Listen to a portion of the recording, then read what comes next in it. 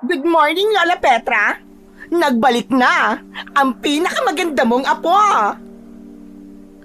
Muntik nang mabitiwan ni Lola Petra ang hawak nitong sandok habang abala ito sa pagluluto sa kusina dahil sa malakas na pagsigaw ni Mystica.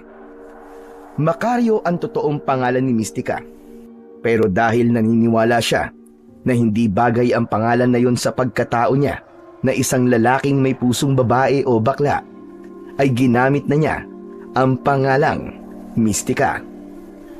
Kumikending-kending pa na akala mo ay pato na lumapit si Mystica sa kanyang Lola Petra at hinalikan nito sa pisngi. Ay, pambihira ka talaga, Apo. Sanay na sanay ka talaga ginugulat ako. Gusto mo ba akong atakihin sa puso? Ang OA niyo naman po, Lola. Alam ko naman po na wala po kayong sakit sa puso, no? Hindi ba? Pina-check up na po kita sa ospital noong nakaraang linggo lang. Ang sabi pa nga po ng doktor malakas pa nga daw po kayo sa kalabaw. Alam nyo, feeling ko nga po tatagal pa po ang life nyo. Yung tipong sa sobrang tagal, kayo na lamang ang natitirang tao dito sa Earth. Gusto niyo po ba yon, Lola? O di ba bonggang-bongga yon? Ay, nako. Ewan ko sa'yo, bata ka. Puro ka talaga kalokohan. Ay, siya nga pala. Kumusta na nga pala ang paggupit mo kay Mang Betong? Okay lang naman po, Lola. Pero sa totoo lang, hindi ko talaga maintindihan kung bakit nagpapagupit pa rin si Mang Betong hanggang ngayon.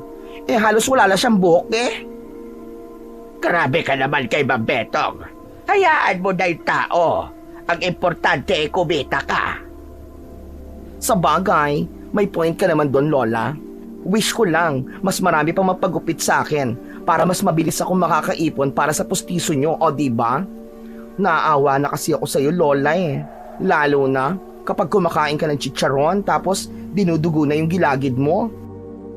Saka gusto ko rin na kapag nagpa-check up ulit tayo sa ospital, maganda na ang smile mo dun sa crush mong doktor, o diba?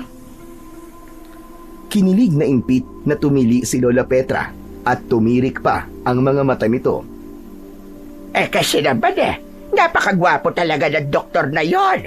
Kung bata-bata lamang ako, pagpapaligaw talaga ako sa kanya. Ay, ano ba yan? Ang harot-harot niyo naman, Lola. At bakit Masama bang magharot kapag matanda na? May asim pa naman ako May asim ka pa talaga, Lola. Amoy araw ka kasi Justin, bata ito. Tagukan kaya kita yan. Pagkasabi nun ng matanda, ay sabay silang nagtawanan. Hindi man marangya ang buhay nila, ngunit palagi naman silang masaya. Kahit pa madalas silang maglaitan, ay ayos lang yon dahil yun ang paraan nila ng paglalambing sa isa't isa. Para kay Mystica, ang pagsusumikap na ginagawa niya ay para sa kanyang Lola Petra. Wala siyang nais, kundi ang mabigyan ito ng maginhawang buhay dahil labis itong nahirapan na palakihin siyang mag-isa simula nang sabay na mamatay ang mga magulang niya noong nasunog ang bahay nila nung sanggol pa lamang si Mystica. Sa maliit at liblib na baryo kung saan nakatira si Mystica, ay kilala siya bilang tagagupit ng buhok.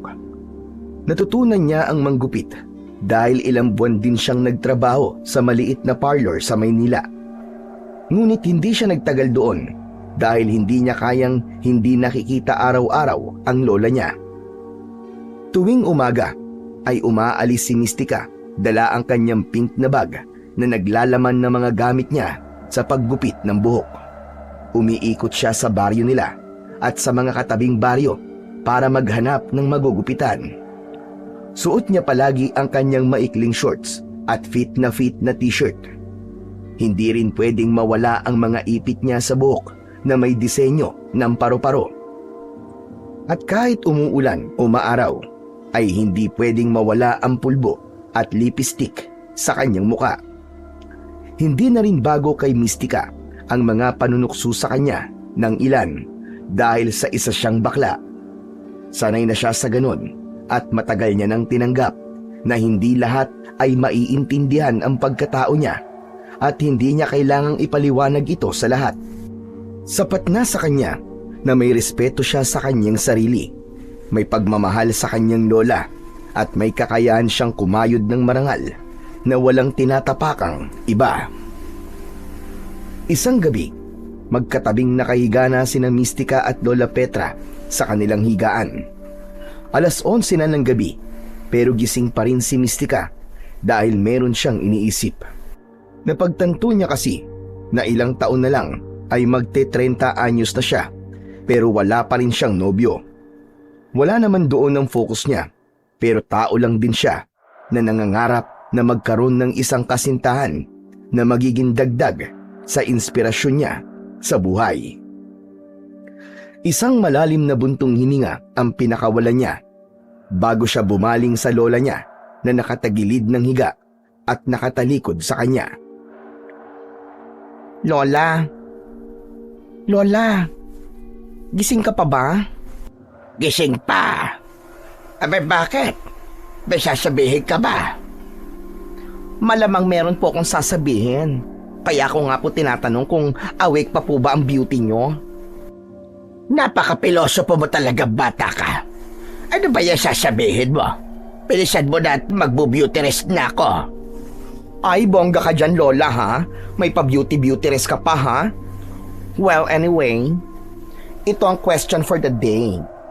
Lola, naging masaya po ba kayo kay Lolo sa napakahabang panahon po na magkasama kayo? Thank you for that wonderful question, Apo. Ay, oo naman. Hanggang ngayon nga naiinis ako sa kanya kung bakit siya nauna kagad sa akin. Abe, siya ang una't huling lalaking natikman ko. Siya rin ang nagpalasap sa akin ng ikapitong langit. Hay, nako. Nabimiss ko tuloy ang Lolo Eduardo mo, Mystica. Eduardo, mahal ko. Kung nasaan ka man, magpakita ka naman sa akin kahit sa panaginip ko lamang. Alam nyo, Lola, feeling ko, ha? Hindi magpapakita si Lolo sa inyo Kasi siguradong bubungangaan mo lang siya. Kaya witch siya magpaparamdam sa inyo. Magtigil ka dyan, buwisit ka. Pero seryoso lang. Buti ka pa, no? At least, naranasan mong ibigin at umibig. Bakit naman yata parang ang lungkot mo bigla, Apo? Ikaw ba hindi pa nakakaranas na ma-inlove? Na-inlove na po, pero hindi naman ako minahal pabalik ng lalaking minahal ko. Habang sinasabi yun ni Mystica, ay bumalik sa alaala niya ang unang lalaking kanyang minahal. Yun ay walang iba kundi si Adrian. Isa yung guro sa public school na mabait at malapit sa kanya. Lagi itong nagpapagupit sa kanya at lagi siyang binibiro. Ngunit isang gabi, nahuli niya itong tawa ng tawa kasama ang kaibigan nito habang tinutukso siyang baklang umaasa na mamahalin ito. Labis na nasaktan noon si Mystica. Pangalawa ay si Jomar na kababata niyang pansamantalang tumira sa kanila. Minsang nalasing ito at hinalikan siya. Akala ni Mystica ay may pag-asa na siya rito. Palagi itong nagpapabili ng kung ano-ano sa kanya hanggang sa nalaman niya na meron pala itong nobya sa kabilang baryo. Dahil doon ay pinalayas na lang niya si Jomar sa bahay nila. Sa tingin ko, panahon na po para tanggapin ko na baka walang magmamahal sa akin. Kasi bakla po ako. Ay, nako, Mystica. Huwag ka mawalan ng pag-asa, Apo. Darating din ang tamang lalaki para sa'yo. Kung hindi ka talaga para sa lalaki, abay baka naman babae ang nakalaan para sa'yo. Yak, Lola, ha? Kadiri ka naman. Hindi ako makain ng tahong, no? Nagtawanan silang maglola, pero matapos ang tawanan ay tahimik na napatulala si Mystica sa kawalan. Sa kabila ng saya niya, tuwing magkasama sila ng kanyang lola, ay may lungkot pa ring hindi maalis-alis sa kanyang dibdib. Dahil patuloy pa rin siyang umaasa na balang araw ay may isang lalaking tatanggapin siya ng buo at bilang isang taong karapat-dapat ding mahalin. Isang hapon, masayang naglalakad si Mystica pauwi sa kanilang bahay. Pakending-kending pa siya na para bang walang kahit na anong bagay ang pwedeng makasira ng napakagandang araw niya. Nang malapit na siya sa bahay nila, ay nadinig na kagad niya ang tugtog na nagmumula sa loob ng bahay nila mula sa lumang radyo ng kanyang Lola Petra. Linggo noon, kaya puro mga lumang awitin ang tinutugtog sa mga istasyon ng radyo na siyang paborito ng kanyang lola. Pagdating ni Mystica sa harapan ng kanilang bahay, ay nakita niya si Lola Petra na abala sa pagdidilig ng mga halaman nito. May hawak itong tabo at sa paanan nito ay isang timbang may laman na tubig. Mabilis na nilapitan ni Mystica ang kanyang lola at walang paalam na hinawakan ang magkabilaang kamay nito. Tara na, Lola! Magtsatsa tayo! Nagulat si Lola Petra at nabitiwan nito ang hawak na tabo. Ay, ano ba naman ito kalokohan mo, Mystica? Ay, ano ba? Hindi ko kayang magsayaw at masakit na mga tuhod ko. Naku, huwag mo nga ako ini-etos-etos, Lola, ha? Kahit nga mag-breakdance pa kayo ay kering-kering nyo pa, no? Habang masiglang nagsasayaw sina Mystica at ang kanyang lola, ay tawa sila ng tawa. Ganito lang, Lola, oh. Lambutan nyo lang ang bewang nyo ng ganito. Gayahin nyo si Maricel Soriano. Ano ba, Mystica? Tama na, apo.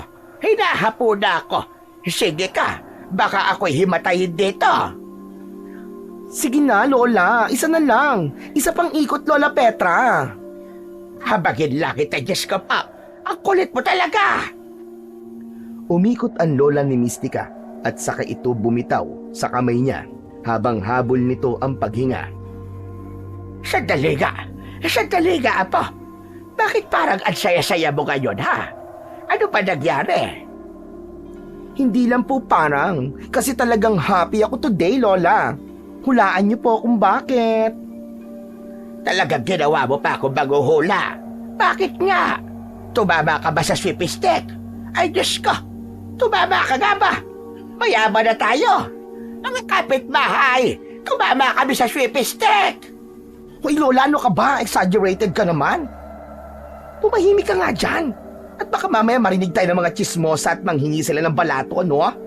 Akalain nila ay tumama tayo sa loto. Eh, hindi naman ako tumataya doon. Sige na, Lola. Hulaan niyo na po kung bakit nga. Bakit kaya ako ganito kasaya? Ano ba ang alam niyo na nagpapasaya sa akin ng sobra-sobra? Sige na, Lola. Hulaan niyo na. Sandali lang. Dahil ba? Naku po! Nadiligan ka. Lola naman, grabe naman kayo. Hindi po ako nadilgan. Eh, ganun ba? Mabuti pala ang mga halabang ko nadidiligan. Samantalang ikaw, abay baka malapit ka ng matuyo. Nako ha, Lola, ha? Kung makapagsalita kayo sa akin hindi rin naman kayo nadidiligan, no? Nako, kaya it's a tie. O sige na. Abay, pinapahaba mo pa ang kwento. O sige na, sabihin mo na sa akin. Hindi naman ako maghuhula. Pinagpapawisan na ako sa kakaisip kung ano naman itong dahilan kung bakit ang saya-saya mo ngayon. Okay po, sige. Sasabihin ko na. Kinuha po kasi ako ng Barrio San Diego para sa Oplan Libreng Gupit. At bukas na yon, Lola. 5 oras ako manggugupit tapos babayaran ako ng 5,000 piso. O diba, Lola? Bongga yon. May pera na tayo. Aba, bongga gaya na po. Pero San Diego, hindi ba't medyo malayo-layo yun sa atin? Okay lang, Lola, no? Okay na yon. Susunduin naman ako dito bukas ng tanghali May libreng tanghalian at merienda din daw. At kapag maraming foods, ipag-uuwi kita. Tiyak na may pasyaran ako sa'yo. O diba, bongga? Nako, ayos nga talaga yan, 5,000 piso sa 5 oras na paggugupit. Aba, parang ginto ang bawat gupit mo. Sulit na sulit, apo. Hindi na napigilan pa ni Mystica ang kanyang tuwa. Muli niyang hinawakan ang kamay ng kanyang lola at pinaikot-ikot ito na parang nasa ballroom sila. Okay, let's go, Lola! Victory dance muna tayo bago maghapunan! Ay nako, Isa ka talagang pasaway na bata, Mistika. Tigilan mo ako't baka mapalian ako ng tanyag. Habang pumapasok silang magkahawak kamay sa loob ng bahay, ay tawa sila ng tawa. Sa kabila ng hirap ng buhay, sa mga ganitong pagkakataon ay dama ni Mistika na masarap pa ring mabuhay, lalo na kapag napapasaya niya ang kanyang pinakamamahal na Lola Petra. Kinabukasan ay mas maagang nagising si Mistika kumpara sa oras talaga ng pagbangon niya. Madilim-dilim pa ang paligid nang tumayo siya mula sa papag. Maingat siyang kumilos para hindi magising si Lola Petra na mahimbing pa ring natutulog. Dumiretso siya sa kusina at agad niyang sinimulan ang pagluluto ng almusal. Isinangag niya ang natirang kanin kagabi at nagprito siya ng itlog at tuyo. Nagsalang na rin siya ng tubig sa kalan para sa kape. Pagkatapos magluto, ay agad na siyang naligo sa tabi ng balon na nasa likod ng bahay. Binilisan niya ang pagligo dahil nanunuot sa buto ang lamig mula sa tubig ng balon. Nang bumalik siya sa loob ng bahay habang nakatapis ng tuwalya, ay gising na si Lola Petra. Nagtitimpla na ito ng kape. Ay, bongga! Good morning, Lola. Magbibihis na po ako tapos mag-breakfast na tayo. Sige lang po. Magpaganda ka na gusto para maging presentable ka habang nagugupit ka. Lola naman, beauty pageant ba ang pupuntahan ko? Saka hindi ko na po kailangan magpa-beauty, no? Kasi matagal na akong maganda. Hindi ba? Ako ang pinakamaganda niyong apo. Kahit mahirap tayo, maganda ako. Kahit wala tayong makain, maganda ako. Kahit anong mangyari, basta maganda ako. Abay natural, maganda ka. At kanino ka pa ba magmamana, kundi sa akin? Yan ang gusto ko sa inyo, Lola. Very supportive. Matapos yun, ay nagbihis na si Mistika. Nagsuot siya ng floral na blouse at maong na pantalon na masikip.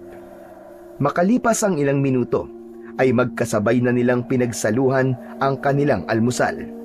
Habang kumakain, ay masiglang nagkwento si Mistika tungkol sa plano niya kung paano niya gagamitin ang kikitain niya para sa araw na yon.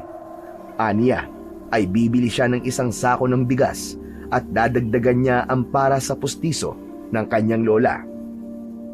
O siya po, basta't mag-iingat ka ron ha.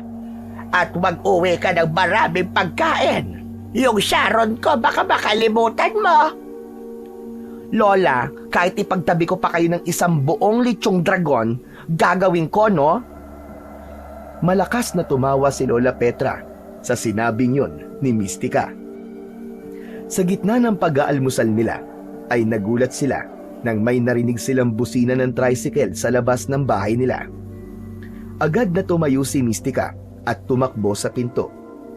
Sumilip siya sa labas at nakita niya ang tricycle na pagmamay-ari ng kapitan ng San Diego. Bumalik si Mistika sa kusina at tinapik ang balikat ng lola niya. O Lola, nandito na po ang sundo ko. Ano ka ba? Andyan na ang sundo mo. Naku po, Diyos ko. Huwag ka muna sumama sa sundo mo. Huwag ka muna mamamatay po. Ba Lola, ang OA nyo naman. Ang ibig ko sabihin sa sundo ko ay yung maghahatid sa akin sa San Diego, hindi kay San Pedro, no? Ay, ganun pa. Akala ko kasi ibang sundo na sinasabi mo eh. O paano? O sige na, sige na. Mag-iingat ka na lamang po. Tumango si Mistika at bahagyang ngumiti. Kinuha niya ang bag niya mula sa sala. Doon nakalagay ang mga gamit niya sa panggugupit. Binalikan niya si Lola Petra at humalik siya sa pisngi nito. I love you, Lola. Babalik din ako mamayang hapon, na. Huwag niyo akong mamimiss kagad. Oo na, sige na. Go, go, go! Bitbit ang bag ay may ngiting abot langit na lumabas ng bahay si Mistika. Sumakay siya sa tricycle at nang umandar yun ay nasiguro niya na magiging maganda ang araw niya dahil sa malaking pera na mauuwi niya mamaya. Pagdating ni Mistika sa Barrio San Diego, ay dinala siya ng kapitan sa isang covered court na punong-puno ng mga tao na kailangan niyang gupitan. Agad siyang ipinakilala ng kapitan sa mga tao bilang gugupit sa mga taong naroon. Hindi na siya nag-aksaya pa ng oras. Kaagad niyang inayos ang mga gamit niya sa isang lamesa at sinimulan ang panggugupit. Abang abala si Mystica ay ramdam niya ang saya sa bawat ngiti ng kanyang mga ginugupitan. Masaya siya, hindi lang dahil sa kikitain niya, kundi dahil alam niyang isang makabuluhang proyekto yon para sa mga walang pera para magpagupit. Makalipas ang ilang oras, ay pinahinto muna siya para makakain siya ng tanghalian. Hindi niya nakalimutan na ipagtabi ng pagkain ang lola niya, gaya ng pangako niya rito. Matapos ang konting minuto ng pahinga, ay bumalik na kagad si Mystica sa panggugupit. Nang matapos na ang 5 oras na panggugupit ni Mystica, ay napansin nila ng kapitan na meron pang mga tao na nakapila. Nag-alok ang kapitan kay Mystica ng dagdag na bayad kung tatapusin lang ni Mystica ang mga taong nasa pila. Hindi naman nagdalawang isip si Mystica dahil malaking bagay para sa kanya ang dagdag na kikitain niya para sa araw na yon. Gabi na nang matapos si Mystica. Sa kabila ng pagod niya ay masaya siya. Matapos ibigay ng kapitan ang pera ay sumakay na kagad siya ng tricycle na maghahatid sa kanya pauwi sa kanilang baryo. Hindi na siya makapaghintay na makauwi dahil siguradong matutuwa ang Lola Petra niya sa pera at pagkain na dala niya. Habang sakay ng tricycle si Mystica, ay hindi niya mapigilang matakot sa dinadaanan nila. Wala nang kabahayan doon at ang magkabila ang gilid ng kalsada ay hindi sementadong daan at puro talahiban na. Maya-maya pa ay nagulat siya nang biglang huminto ang tricycle sa gilid ng daan. Ay! Kuya! Ano nangyari? Bakit kayo nag-stop? Naubusan tayo ng gas eh. Hindi na tayo makakaandar nito. Hala! Ano naman yan? Bakit hindi nyo chinek bago tayo umalis? Pambihira ka naman, kuya. Oo? Diyos ko, paano ako makakauwi nito, kuya? Naghihintay ang lola ko sa akin sa house, no? Pasensya na. Akala ko kasi bukas yung bibilang ko ng gasolina sa daan kanina eh. Sarado na pala. Paano yan? Ano nang gagawin ko ngayon, kuya? Ano pa nga ba? Maglakad ka na lang pauwi sa inyo at magdasal ka na may makikita kang sasakyan na pasasakayin ka. Wow ha! Ang ganda ng ideya mo, kuya ha? Salamat. Paano ka pala? Ako nang bahala sa sarili ko. Hahanap na lang ako ng tulong. O sige, wala naman na ako magagawa, no? O diyan ka na. Bye! Bumaba si Mystica ng tricycle. Luminga siya sa paligid hanggang sa nakita niya sa kanyang kanan ang isang makipot na daan papasok sa gubat. Pamilyar yun sa kanya hanggang sa naalala niya na doon sila dumadaan kapag gusto nilang mag-shortcut papunta sa baryo nila kapag naroon sila sa lugar na yon. Yun nga lang ay dadaan siya sa gitna ng gubat. Pero naisip niya na mas mabuti nang doon siya dumaan dahil mas mabilis siyang makakauwi sa bahay nila. O siya, kuya. Mauna na ako sa'yo. Ingat ka, ha? Doon na lang ako dadaan sa gubat. May shortcut doon papunta sa baryo namin. Tumangulang ang tricycle driver kay Mystica at nagsimula na siyang maglakad papunta sa makipot na daan, papasok sa gubat. Habang naglalakad sa gitna ng kagubatan, ay pinilit ni Mystica na huwag pansinin ang takot na kanyang nararamdaman dahil mag-isa siyang naglalakad sa dilim. Inisip niya ang magagandang bagay, gaya ng perang dala niya at ang reaksyon ng lola niya kapag nalaman ito na may pasalubong siyang pagkain para rito. Ngunit kahit na anong gawin niya, ay hindi niya maitatanggi na takot na talaga siya ng mga oras na yon. Napahawak siya sa dibdib niya habang umiiling. Aro, Diyos ko po, Rudy. Wag lang sana akong paglaruan ng mga maligno, tikbalang o kung ano pang mga laman lupa ang nakatira sa gubat na ito. Please mga sis, pas muna ako ngayon ha. Kailangan ko na makauwi sa balor namin kasi nag-aalala na for sure ang aking lola. Ay, nakwa. Bakit ba kasi dito ko pa naisipang dumaan eh? Gusto mo na shortcut ha? Ayan. Magtiis ka sa takot, bakla ka. Habang naglalakad, ay kumanta na lang si Mystica kahit wala siya sa tono. Nilibang na lang niya ang kanyang sarili at inisip na hindi magtatagal ay makakauwi na siya sa bahay nila. Subalit biglang huminto si Mystica sa pagkanta nang marinig niya ang isang boses ng matandang lalaki na tila nahihirapan. Tulong! Tulungan niyo ako! Saklolo! Napahinto si Mystica sa paglalakad at malakas na kumabog ang kanyang dibdib.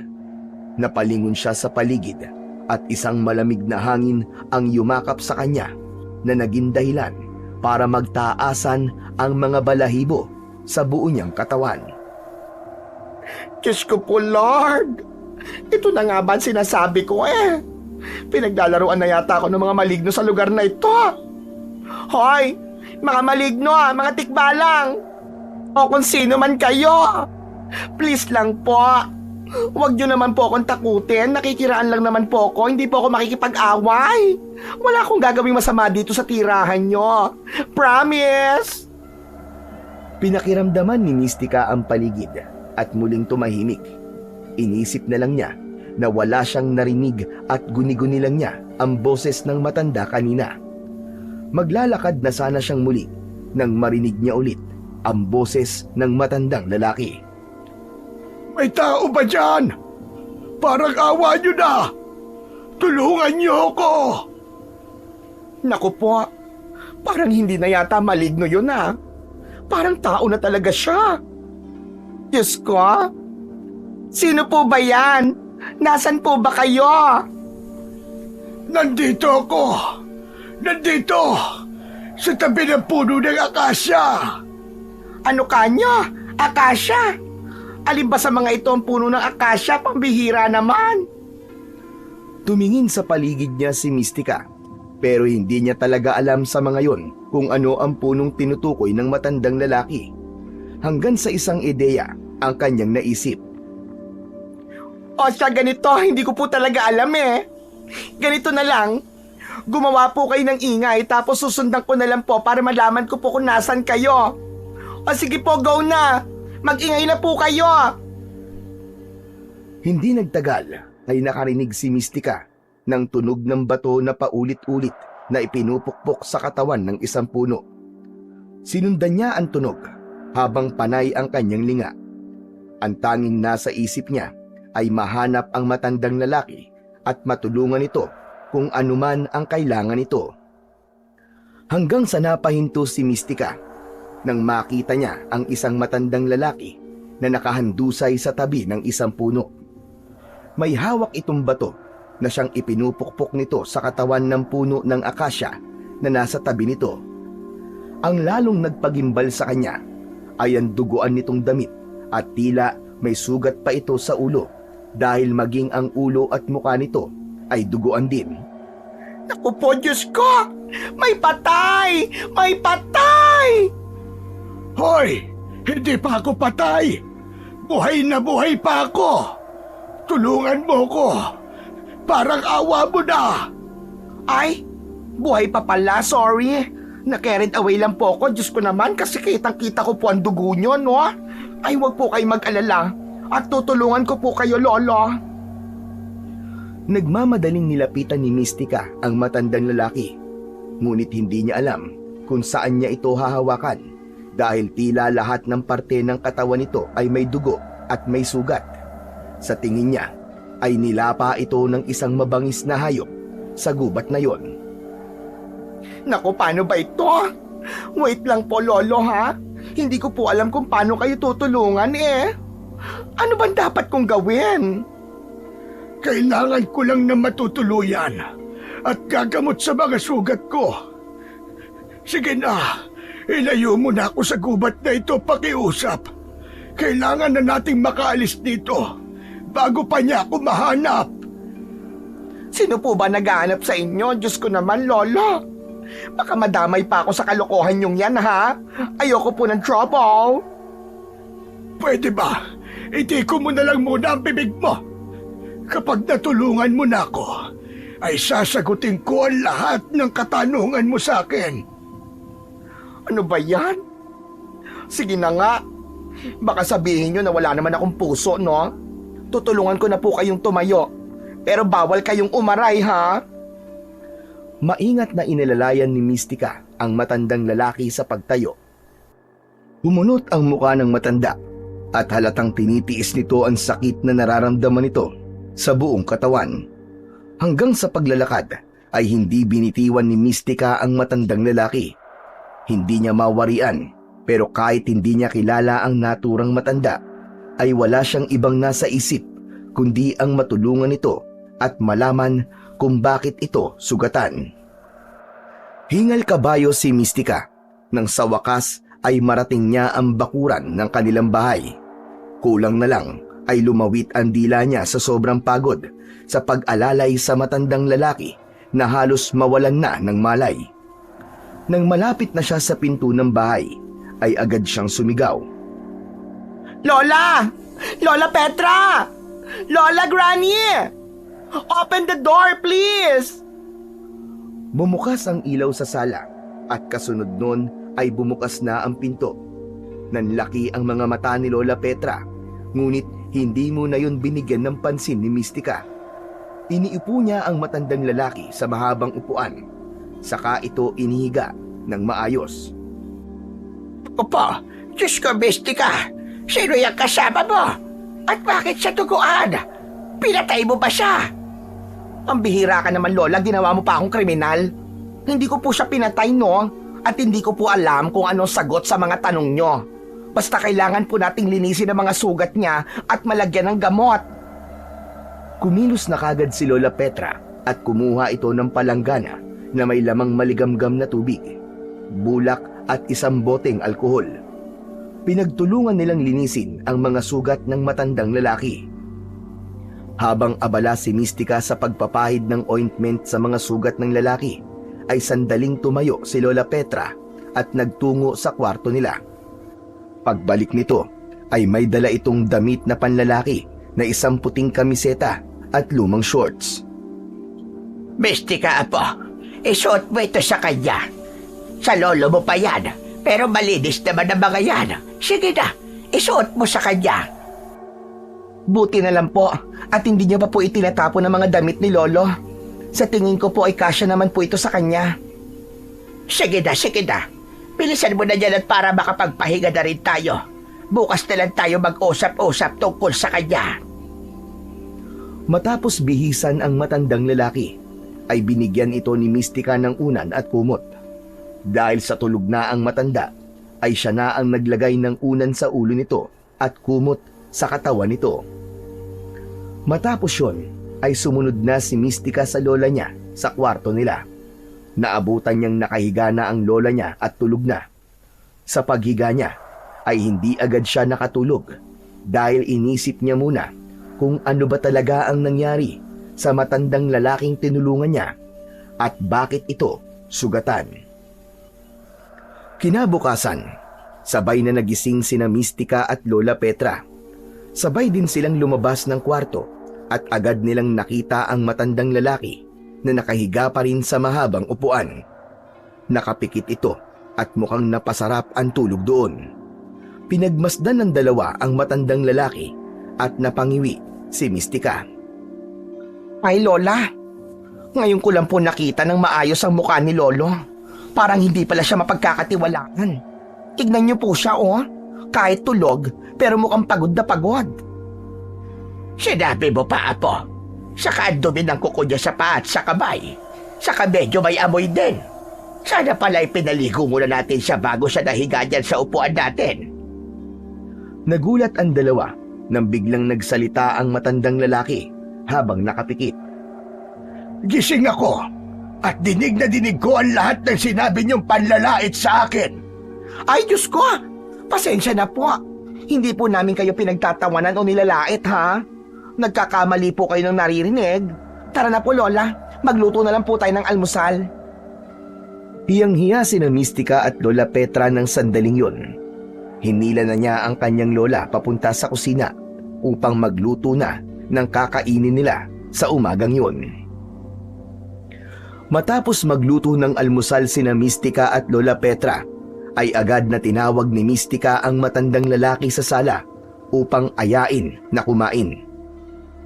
Inalalayan niya ito sa paglalakad dahil ramdam niya na mahina pa rin ito. Mabagal ang pag-akbang ng matandang lalaki hanggang sa maiupo na ito ni Mystica sa may hapagkainan. Nilagyan niya ng pagkain ang pinggan nito at ipinagtimpla niya rin ito ng kape. O yan lo, kumain na po kayo. Ako nga po pala si Mystica at ito naman po ang aking lola na si Lola Petra. Kayo po, ano po bang pangalan nyo? Pedro. Pedro ang pangalan ko. Wow, ang ganda naman po ng pangalan nyo. Parang bagay po kayo ng lola ko ha. Petra at Pedro. Bongga, di ba? Pwede po bang Lolo Pedro na lamang po ang itawag ko sa inyo? Bahala ka sa buhay mo kung anong trip mo. Lolo Pedro, pwede po bang malaman kung bakit po kayo duguan kagabi nang nakita ko po kayo dun sa gubat?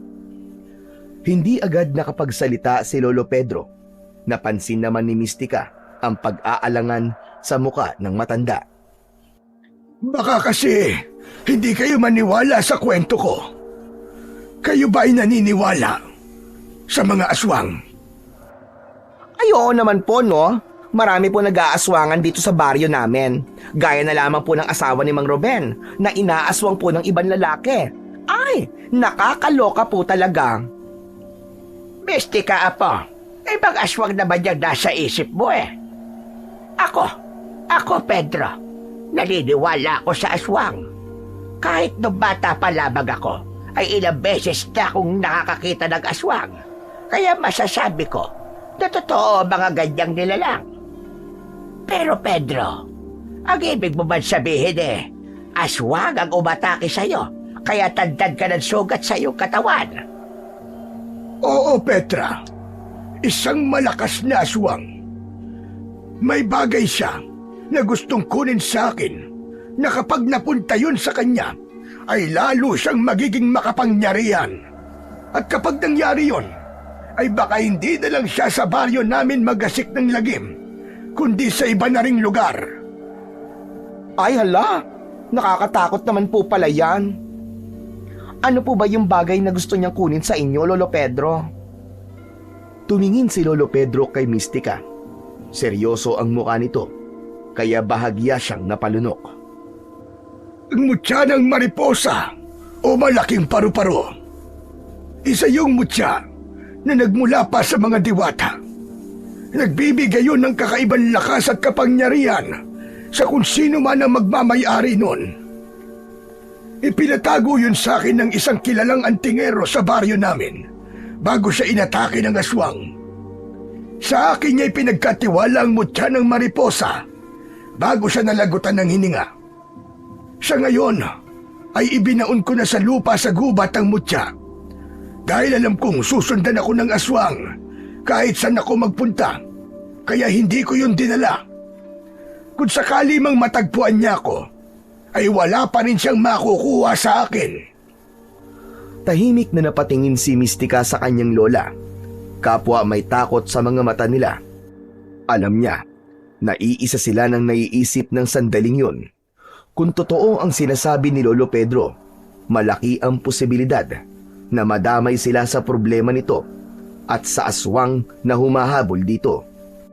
Dahil doon ay kinabahan si Mystica at wala sa sarili na diretso niyang ininom ang kanyang kape. Matapos mag-almusal, ay lumabas si Mystica ng bahay habang hila sa kamay ang lola niya. Malapit na sila sa labas ng kanilang bakuran nang huminto si Mystica at seryosong humarap sa kanyang lola. Lola, alam ko po na pareho ang naiisip natin ngayon sa sitwasyon po ni Lolo Pedro. Tama ka, apo. Hindi naman sa pagiging masamang ugalian pero hindi ako sa gayon Pinatuloy natin si Pedro sa ating bahay. Bakit naman po, Lola? Nakakaawa nga po siya, di ba?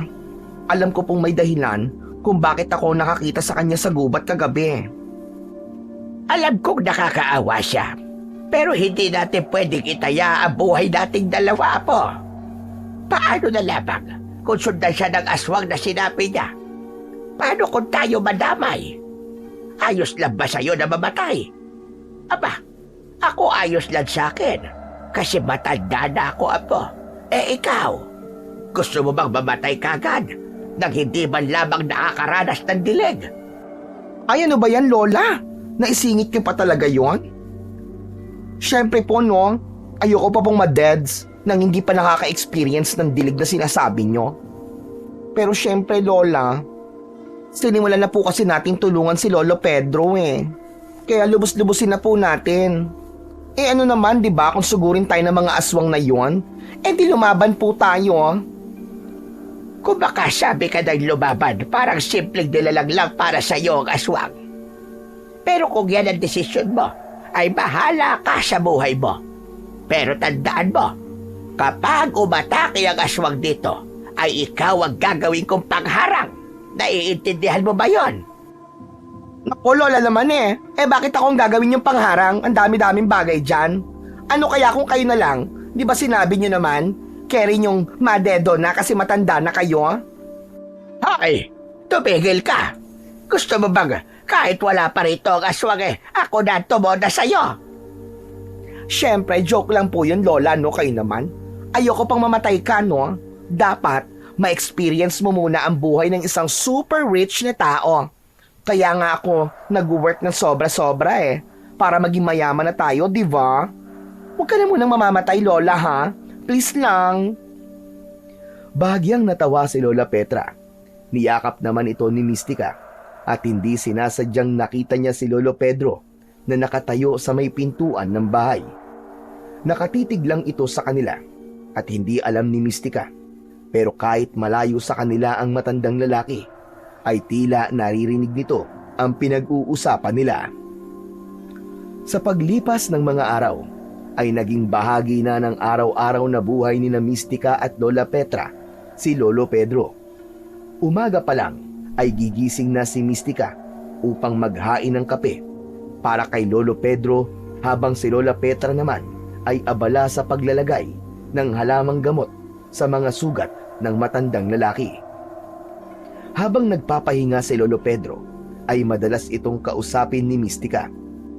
Puro masasaya at nakakatuwang karanasan lamang ang ibinabahagi ni Mystica dahil alam niya na labis na ang takot na nararamdaman ni Lolo Pedro mula sa pagkakaligtas nito sa aswang na muntik ng kumitil sa kanyang buhay.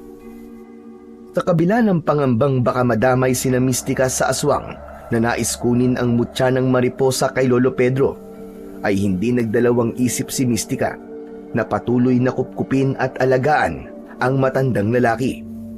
Kaya naman, palaging naghahanda si Mystica, lalo na sa gabi, sa maaaring panganib o gulo na bigla na lamang dumating. Isang umaga, abala si Mystica sa pagwawalis sa harapan ng kanilang bahay.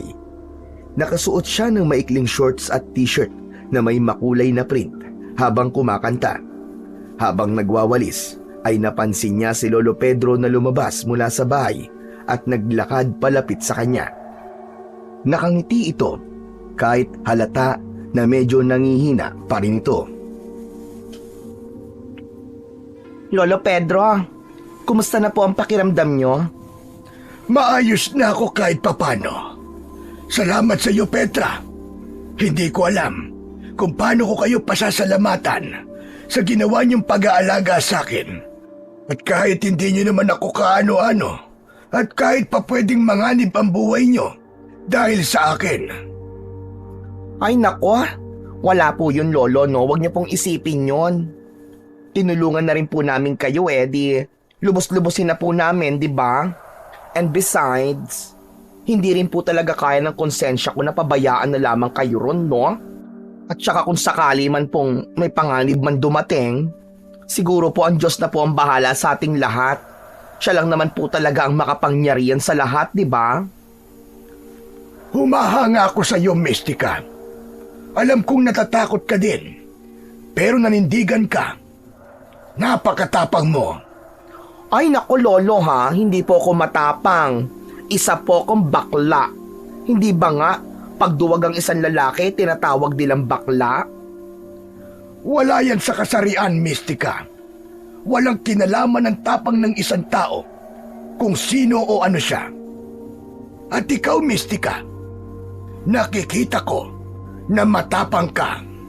Buo ang loob mo at kagaya mo ang totoong matapang kahit marami pa ang magsabi na hindi dahil lang sa kasarian mo. Thank you Lolo Pedro ha. Natouch naman po ako sa mga sinabi nyo. Walang anuman, pero yun ang totoo. Ay oo nga pala, sumama ka sa akin. Pupuntahan natin ang lugar kung saan mo ko unang nakita. Ano po? Abay bakit po? Ano pong gagawin natin doon? Ngunit hindi na sumagot si Lolo Pedro. Tumalikod na ito at nagsimulang maglakad palayo. Naiwang nakatayo si Mystica na hawak pa rin ang walis tingting. Ilang segundo lang ang lumipas ay napabuntong hininga siya at iniwan na ang walis sa tabi ng bangko. Tumakbo siya ng marahan at sinundan niya si Lolo Pedro. Tirik na ang araw nang makarating sina Mystica at Lolo Pedro sa loob ng gubat. Mabigat na ang hangin at halos walang nararamdamang hangin si Mystica. Dumadaloy na ang pawis niya mula sa kanyang sintido pababa sa kanyang liig. Medyo may inis siya dahil ganong oras pa talaga naisipan ni Lolo Pedro na magtungo sa loob ng gubat kung kailan putok na putok ang init ng araw. Ano ba yan? Lagkitan blues na ako, Lolo Pedro. Ano po bang gagawin natin dito? Pwede bang umuwi na lang po tayo at mamayang hapon na lamang po tayo bumalik dito? Abay, sobrang init po talaga, oh. Para tayong nakabilad ng mga bayawak. Malalaman mo rin mamaya. Malapit na tayo. Huwag kang mainip. Konting tiyaga na lang. Maya-maya pa ay huminto si Lolo Pedro sa tabi ng isang matandang puno ng akasya. Naalala ni Mystica na doon niya unang natagpuan ang matandang lalaki. Yumuko si Lolo Pedro at dumampot ng isang putol na sanga. Pagkatapos ay inabot nito kay Mystica ang sanga. Nagtatakang kinuha naman yon ni Mystica. Lolo Pedro, saan ko naman po gagamitin ang sanga na to? Ipapahukay ko sa iyo ang mutya ng mariposa.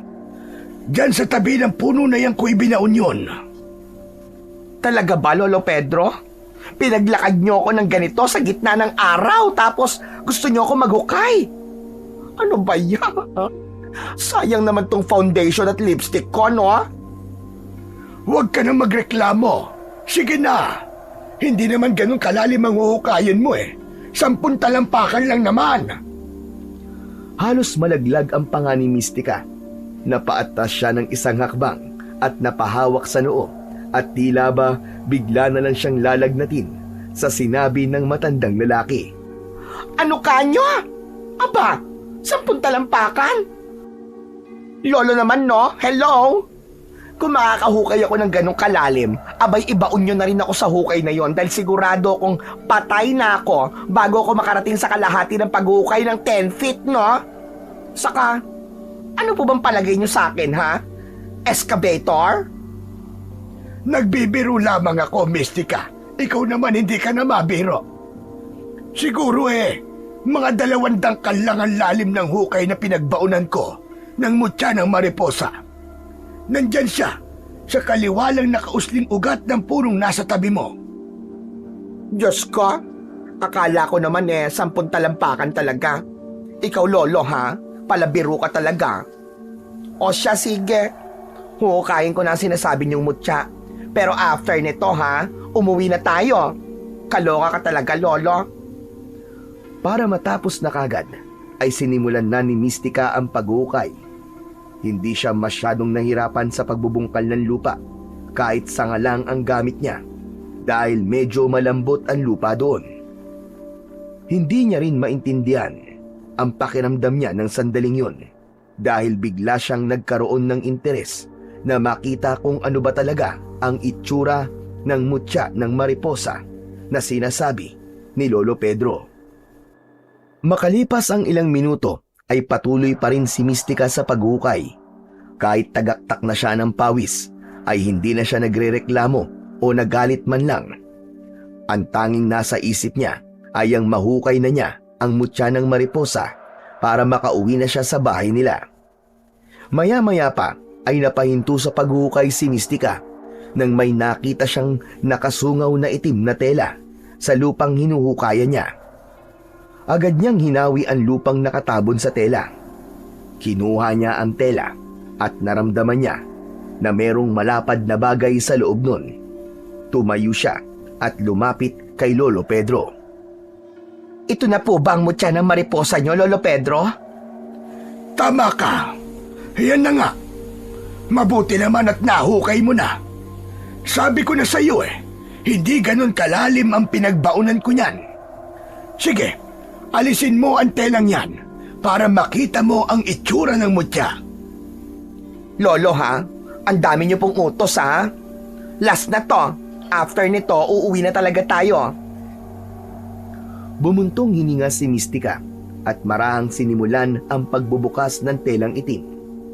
Mabilis naman niyang naialis ang itim na tela sa mutya at doon na nga tuluyang tumambad sa kanya ang mutya ng mariposa.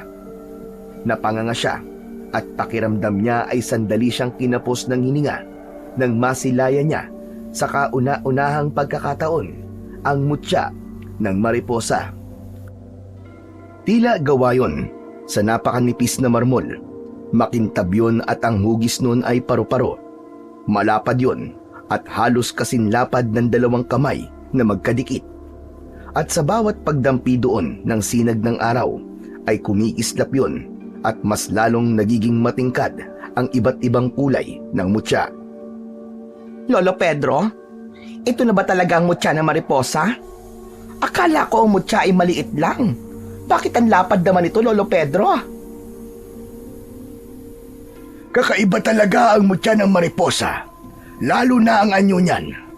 Maging ang paggamit ng mutya na yan ay kakaiba rin. Hindi yan katulad ng ibang mutya na ginagawang kwintas o kaya naman ay itinatago sa bulsa. Paano po ba ginagamit ang mutya ng mariposa, Lolo Pedro? Lumapit si Lolo Pedro ng bahagya at itinuro ang mutya. Ang mutya ng mariposa ay nagsisilbing maskara ng tagapangalaga nito. Napakurap si Mistika. Saka muling tinitigan ng mutya sa mas malapitan ay napansin niyang may korte ngayon na parang isang maskara na ginagamit sa mga masquerade ball. Labis siyang na-curious kung ano ang mangyayari kapag isinuot niya yon. Parang ganito po ba, Lolo Pedro? Agad na inilapit ni Mistika ang mutya sa kanyang muka, gaya ng isang maskara. Sa hindi niya maipaliwanag na paraan, ay kusa yun dumikit sa mukha niya. Napasinghap siya nang biglang nagkaroon ng butas ang parte kung saan nandun ang kanyang mga mata. Kaya kahit nakasuot sa kanya yon, ay malinaw pa rin ang kanyang paningin. Sa loob lamang ng ilang segundo, ay tila may humaplos sa kaloob-looban ng kanyang katawan. May init na dumaloy sa kanyang mga ugat, ngunit kahit katiting na sakit, ay wala siyang nararamdaman. Aba, Lolo Pedro, bakit ganito? Parang ang lakas-lakas ko bigla. Ang gaan ng katawan ko. Parang pwede akong tumambling ng walang hintuan. Yan ang indikasyon na tinatanggap ka ng mutya bilang bago nitong tagapangalaga. Aba, wait lang po. Anong bagong tagapangalaga ang sinasabi niyo dyan, Lolo Pedro? Isinuot ko lang naman po ito, sinubukan ko lang. Hindi ko naman po balak gamitin ito kung saan-saang bagay, no?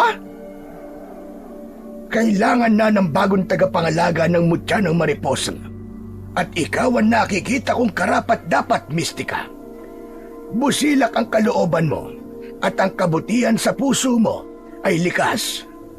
Ang mga katangian mo na yan ay nagsasabi na ikaw nga ang nararapat sa susunod na magmamay-ari niyan. Naku, sandali lang ha. Hindi po totoo yan, Lolo Pedro. Masama po talaga ang ugali ko, no? Palautos ako, mainitin ang ulo, at nagpapanggap lang ako mabait. Masama ang ugali ko. Umiling si Lolo Pedro at tinignan siya ng mariin. Hindi mo malilinlang ang mutya ng mariposa. Nababasa nito ang puso ng taong hahawak dito. Hindi ito didikit sa'yo kung hindi ka karapat-dapat. Hindi ka pipiliin ng mutya kung hindi totoo ang kabutihan mo, Mistika. Di, kayo na lang po ang gumamit nito. Mukhang mas bagay nga po sa inyo to, oh. Tignan nyo. Gustuhin ko man ay hindi na maaari. Matanda na ako, Mistika. Oo, may lakas na ibinibigay ang mutya, pero hindi na sapat ang lakas na yon para sa isang tulad kong malapit ng mamatay dahil sa edad ko. Mas magagamit ang rurok ng kapangyarihan ng isang mutya kung malakas pa ang katawan ng gagamit nito, lalo na't kailangan mo itong protektahan mula sa mga aswang na nais itong kunin. Napayuko si Mistika habang naguguluhan pa rin. Hindi niya alam kung tatanggapin ba niya ang bigat ng responsibilidad na dala ng mutya ng mariposa. Ano ba naman yan? Hindi ko po talaga kaya, Lolo. Aswang kagad ang kalaban? Wala po akong experience sa pakikipag-fight sa mga aswang, ano? Nakikipag-away po ko pero sa mga chismosa lang na sinasabihan akong baklang ulikba. Aba, Lolo, sabunutan at sampalan lang po ang kaya ko, no? Huwag kang mag-alala, Mistika. Hindi ka pababayaan ng mutya ng mariposa. Habang suot-suot mo yan, ay magagawa mong pasunurin ang mga paru-paro at ang mga mariposa. Isa pa, bibigyan ka rin ito ng lakas at bilis na wala ang isang pangkaraniwang tao. Napapadyak si Mistika sa inis. Wait! Ayoko talaga! Kahit gawin pa akong totoong babae ng mutya na to, ay hindi pa rin ako papayag. Nako, huhubarin ko na nga ito. Hinawakan ni Mistika ang mutya ng mariposa na nakadikit sa kanyang muka at sinubukan niya itong alisin. Ngunit tila dumikit na yon ng gusto sa kanyang muka, kaya kahit na anong hila niya ay hindi niya yon matanggal-tanggal. Kinakabahan na siya sa bagay na yon. Hala! Bakit tayo matanggal nito, Lolo Pedro? Ano ba nangyayari? Nilagyan mo yata ito ng super glue eh. Hindi mo yan maaalis hanggat hindi mo tinatanggap ng buong puso ang kapangyarihan at tungkulin na kaakibat nito. Lolo Pedro naman eh. Ano to? Sapilitan? Bakit di nyo kagad sinabi? Hinayaan nyo na lang na isuot ko ito nang wala man lang disclaimer. Grabe kayo sa akin, Lolo, ha? Humugot si Mariposa ng malalim na buntong hininga at nagsimulang maglakad paikot sa puno. Sinubukan niyang pakalmahin ang kanyang sarili. Ngunit kahit nagngingit-ngit na siya sa inis, ay alam niya na wala na siyang pagpipilian. Kundi ang tanggapin na siya na talaga ang pinili ng mutya ng mariposa. Naglakad si Mistika pauwi, nasuot pa rin ng mutya ng mariposa na mahigpit pa rin nakadikit sa kanyang muka. Malamig ang pakiramdam ng maskara at hindi yun mabigat. Para yung bahagi ng kanyang balat. Sa kanyang tabi ay naroon si Lolo Pedro na tahimik lang. Pagpasok nila sa loob ng bahay ay nakita kagad ni Mistika ang kanyang Lola Petra na abala sa pananahi ng butas nitong panty. Saglit itong napahinto sa ginagawa at tinitigan siya. Napakunot ang noo ng matanda bago tuluyang tumawa ng malakas. Ano ba naman yan na po? Nagsawa ka na ba sa mukha mo kaya nagsuot ka na ng maskara? Si Lolo Pedro po kasi, siya po ang tanungin nyo. Siya ang dahilan kung bakit ako may suot ng ganito, Lola eh.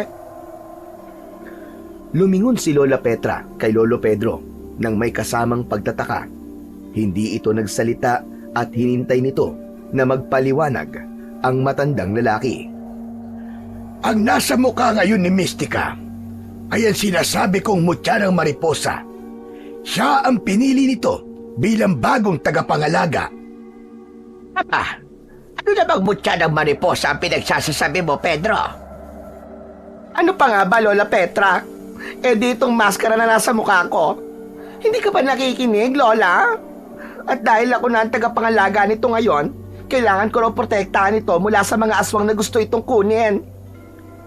Napahawak si Lola Petra sa noo nito at nagkunwaring matutumba. Umikot-ikot ito na parang trumpo at saka nangihinang sumandal sa dibdib ni Lolo Pedro. Aba, Lola! Lola, ano po nangyayari sa inyo? Diyos ko, Apo, hindi ko yata kaya. Ang apo ko, makikipaglaban sa mga aswang. Ang pangarap ko sa kanya ay maging isang beauty queen at hindi maging mandirigma. Napangiwi si Mystica at mabilis na lumapit kay Lola Petra. Hinila niya ang lola niya palayo kay Lolo Pedro. Ikaw, Lola, ha? Pasimple ka? Kumikirengkeng ka na naman, ha? Tama ang hinala ko na may gusto talaga kayo kay Lolo Pedro. Hoy, talagang nahihilo lang ako. Masyado ka judgmental. Nahilo sa karingkingan. Ano ka ba? Ang igay-igay mo. Suportahan mo na nga lang ako. Lola, hindi po ito oras para maghinarot ka dyan, ha? Nagkatinginan sina Lolo Pedro at Lola Petra habang patuloy naman sa pagdadabog si Mystica. Naramdaman niyang bahagyang nainitan ang loob niya sa biglang pagsubo sa kanya sa tungkulin na hindi man lang niya pinaghandaan. At ngayon, may mutya na sa mukha niya na ayaw matanggal. Isang aswang na nais itong agawin at dalawang matandang parang telenovela ang eksena. Napabuntong hininga si Mystica. Hindi pa nga ako nakakakain ng tanghalian, eh. Tagapangalaga na kagad ako. OMG, ano ba itong nangyayari sa buhay ko? Tumikhim si Lolo Pedro at sabay na napatingin dito sina Mystica at Lola Petra. Mystica, ikaw lang ang nakita kong karapat-dapat na mangalaga sa mutya ng mariposa. Hindi lang dahil tinanggap ka nito, kundi dahil alam kong kaya mong pangalagaan hindi lang ang mutya, kundi pati na ang mga mahal mo sa buhay. Napailing si Mystica at tumingala sa kisame na para bang naghahanap siya ng tulong mula sa langit. Diyos ko, Lord. Ayoko pong maging parang superhero. Gusto ko lang po ng tahimik na buhay. Hindi po ako ready na makipaglaban sa mga aswang. Lola, di ba? Yun naman talaga ang gusto ko mangyari. Yung peace lang. For sure, magugulo ang peaceful life natin dahil sa mutyang nasa mukha ko ngayon na hindi ko pa rin matanggal-tanggal. Ano ba yan? Dali lang. May naalala akong bigla. Hindi ba't nung bata ka pa gusto mo maging isang superhero? Gusto mong maging si Darna? Ninakaw mo pa nga ang panty at bra ko kasi isinusuot mo at ginagawa mong costume na parang ikaw ay superhero. Tumatakbo-takbo ka pa nga. Napiling mo lumilipad ka. Lola naman kunwarian lang po yon. Hindi kagaya ng sinasabi ni Lolo Pedro ngayon na totoong aswang na ang lalabanan ko. Tumaas ang isang kilay ni Lola Petra at naging seryoso ang mukha nito. Tumingin ito kay Mystica nang matiim at hinawakan ang isa niyang kamay. Alam kong masakit ang sasabihin ko, Mystica. Pero gusto ko lang maging totoo sa'yo. Hindi biro ang maging bakla. Hindi sapat na mabait ka lang. Kailangan mo ring may mapatunayan sa lahat. Kailangan mong maging matagumpay o may kakaiba kang nagagawa. Doon ka re-respetuhin ng iba. Alam kong mali ang ganoong pag-iisip ng ilang tao. Pero yun ang realidad na po. Baka ang mutya na yan ang paraan para may mapatunayan ka. Baka ito na ang panahon para hindi ka lang basta pinagtatawanan o kinukutya. Baka ito na ang panahon, Apo, para kapag dumaan ka, ay puro papuri at pasasalamat na ang maririnig mo mula sa kanila. Lola, Bakla po ba kayo at alam niyo po ang mga bagay na yan? Umamin na nga kayo sa akin, now na. Apo, hindi ko kailangan maging bakla para malaman ko kung gaano kahirap ang pinagdadaanan ng mga kagaya mo. Sapat na sa akin na nakikita kita araw-araw at kung ano ang nangyayari sa'yo at kung paano ka tinatrato ng ilan sa mga tao dito sa ating baryo. Apo, pag-isipan mo ng mabuti ang magiging desisyon mo. Pero para sa akin, malaki ang tiwala ko sa'yo. Kung ikaw talaga ang pinili ng mutya ng mariposa, ay baka ito na ang tamang pagkakataon na hinihintay mo para maipakita mo sa lahat na iba ka man sa nakararami, ay malaki pa rin ang magagawa mo. Natahimik si Mystica sa mga sinabi ni Lola Petra. Hindi siya makagalaw. Hindi niya maikakaila na ang mga salitang yon ng kanyang lola ay pawang katotohanan lamang. Sa mga nakalipas na araw ay walang ginawa si Mystica kundi pag-isipan kung tatanggapin na ba talaga niya ng tuluyan ang mutya ng mariposa. Karamihan sa oras niya ay ginugol niya sa kwarto. Nakahiga siya habang nakatingin sa kisame o kung minsan ay nakaupo siya sa tabi ng bintana habang pinapanood ang mga paru-parong dumadapo sa mga halaman ni Lola Petra. Hindi pa rin maalis ang mutya ng mariposa sa kanyang muka kaya hindi siya makalabas ng bahay para magtrabaho. Sa mga araw na yon ay tahimik ang lahat sa bahay. Hindi siya kinukulit ng kanyang lola o ni Lolo Pedro. Parang nagbigay talaga ang mga ito ng espasyo para makapag-isip siya ng mabuti. Hanggang isang umaga, nang magising si Mystica, ay iba ang pakiramdam niya. Parang may mainit na bagay na dumadaloy sa kanyang dibdib. Umupo siya sa kama at napahawak siya sa dibdib hanggang isang desisyon ang nabuo sa utak niya. Tinatanggap ko na po ng buong puso. Tinatanggap ko na po ang mutya ng mariposa at ang kapangyarihan at tungkulin kasama nito.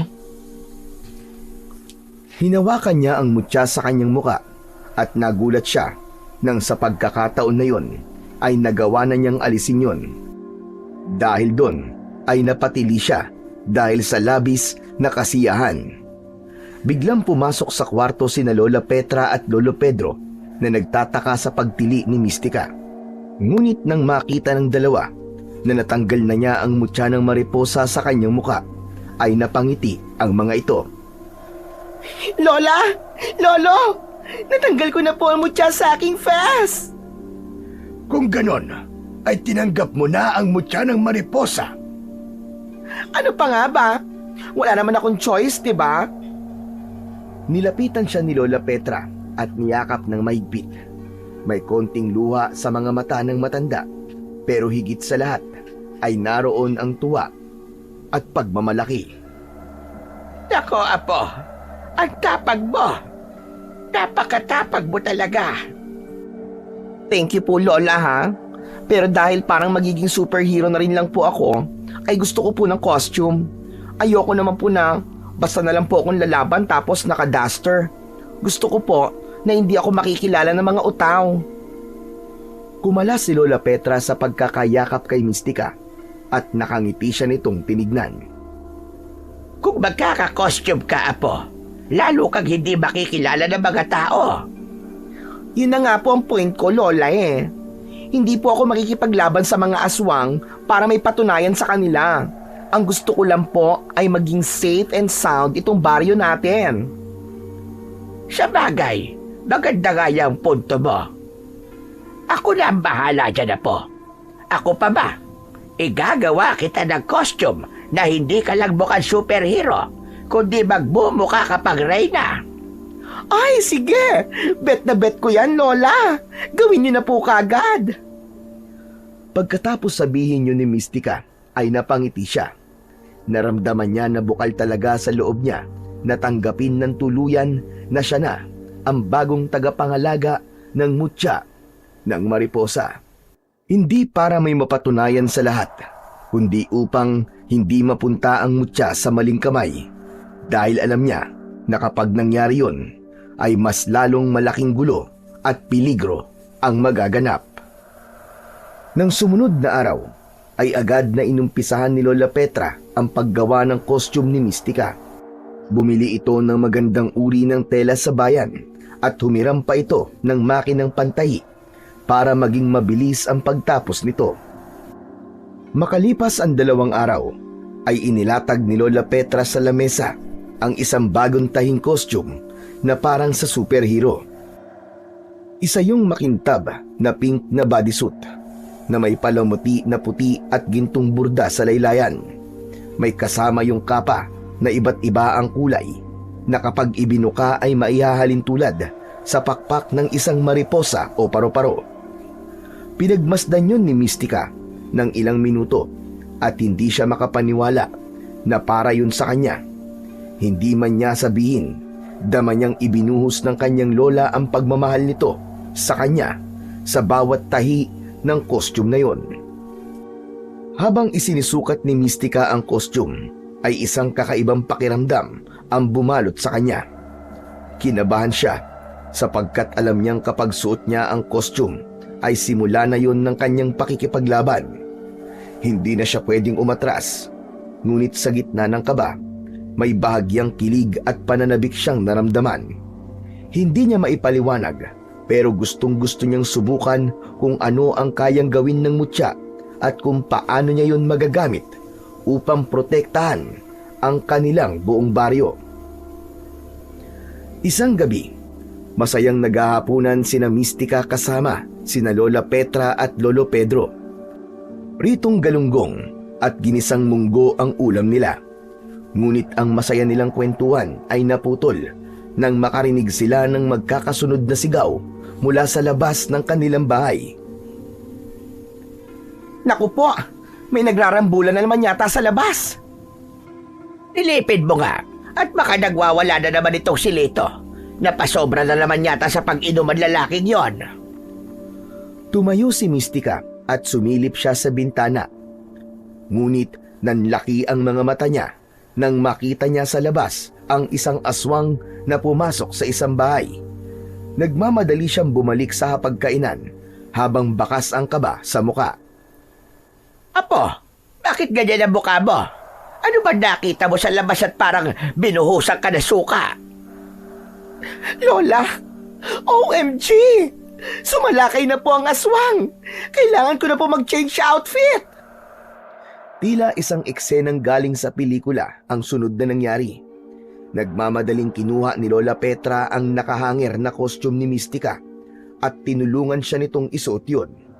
Siniguro nito na maganda ang pagkakalapat sa kanya ng pink na bodysuit at hindi matatanggal ng basta-basta ang kanyang kapa. Pagkatapos niyang isuot ang costume, ay agad niyang isinuot ang mutya ng mariposa bilang maskara. Napapapikit siya nang maramdaman niya ang kakaibang enerhiyang bumabalot sa kanyang katawan. Napapaikot siya habang tumitili sa kanyang kinatatayuan. Mas magaan ang pakiramdam niya at ramdam niya ang nagkukumawalang lakas sa kanyang katawan. Lumapit si Lolo Pedro kay Mystica na may hawak na isang makinang at matalim na itak. Mystica, dalhin mo ito. Ito ang gamitin mo para tapusin ang aswang. Ano ba yan? Itak talaga, Lolo? Ano ko, si Mananabas? Wala bang armas na pambabae? Parang di bagay sa pingkong bodysuit yan eh. Aba, tigilan mo na nga kaartehan mo. Lumabas ka na at tantarin mo yung aswang na parang bopes. Sige na, bilisan mo, Apo. Ngumiti na lang si Mystica at inihampas sa kaliwa ang bewang. Kinuha niya ang itak mula kay Lolo Pedro at naglakad palabas ng bahay na parang isang ramp model. Sa paglabas ni Mystica ay napansin niyang halos lahat ng bahay ay nakasarado na. Hanggang mula sa isang kubo ay lumabas ang isang nilalang na matangkad at may makapal na balahibong kulay itim. Maihahalin tulad sa isang halimaw ang mukha nitong may matutulis na pangil at matang mapupula na nanlilisik. Ang mga kuko naman nito sa kamay ay matutulis din na parang matatalim na kutsilyo. Ay, tsakang aswang! Ako ang harapin mo, no? Lumingon ng aswang kay Mystica at ngumisi ito ng malaki. Ikaw pala ang may hawak ng mutya ng mariposa. Excuse me, hindi ko lang hawak ito, no? FYI, ako ang bagong tagapangalaga ng mutya ng mariposa. At alam kong gusto mong makuha ito, pero hindi ako papayag. Napaatras si Mystica. Tumili siya habang tumatakbo palayo sa aswang, hanggang sa narinig niya ang sigaw ni Lola Petra na nakatayo sa may loob ng kanilang bakuran. Nasa tabi nito si Lolo Pedro na nakatingin sa kanya. Ano ka ba, Apo? Huwag kang tumakbo. Tagain mo sa apdo ang aswang na yan. Abdo talaga, Lola? Paano ko naman malalaman kung nasan yon? Basta, tagain mo na lang. Patayin mo ang halimaw na yan. Sa pagkakataon na yon ay napagtanto ni Mystica na hindi siya dapat tumakbo. Huminto siya pero bigla siyang sinunggaban ng aswang. Pahiga siyang bumagsak sa lupa habang nasa ibabaw niya ang aswang. Nakanganga ng malaki ang bibig nito na tila anumang sandali ay handa siya nitong sakmalin. Nagpumiglas si Mystica hanggang sa malakas niya itong itinulak. Tumilapon ang aswang palayo sa kanya. Agad siyang tumayo, pero nang akmang susugod na siya, ay hindi niya na alam kung saan nagpunta ang aswang. Luminga siya at hinanap ang aswang, pero hindi na talaga niya nakita pa. Nang makita naman ni Mystica na palapit sa kanya ang mga tao na manghang-mangha, ay napaatras siya. Nako ha, pasensya na kayo. Ayoko sa mga paparazzi. Agad na tumalikod at tumakbo palayo si Mystica patungo sa gubat. Hindi kasi siya pwedeng makilala ng mga tao. Pagdating niya sa gubat, ay huminto siya sa ilalim ng isang puno at doon na niya inalis ang mutya ng mariposa sa kanyang muka. Sa kabila ng katotohanan na hindi pa niya napatay ang aswang, ay masaya siya dahil naramdaman niya ang sarap ng pakiramdam na maging tagapagtanggol ng kanilang baryo. Nang makabalik si Mystica sa bahay nila, ay agad siyang sinalubong ni na Lola Petra at Lolo Pedro sa sala. Kapwa nakangiti ang dalawa sa kanya, pero si Mystica ay malungkot na naupo. Sayang, hindi ko napatay yung tsakang aswang na yon. Sorry, kasi tumakbo ko nung una eh. Nabigla lang naman ako kasi ang pangit-pangit talaga ng aswang na yun sa personal. Para siyang sinaniban ng 5,000 demonyo, no? Sa sobrang kapangitan. Hindi bale, Apo.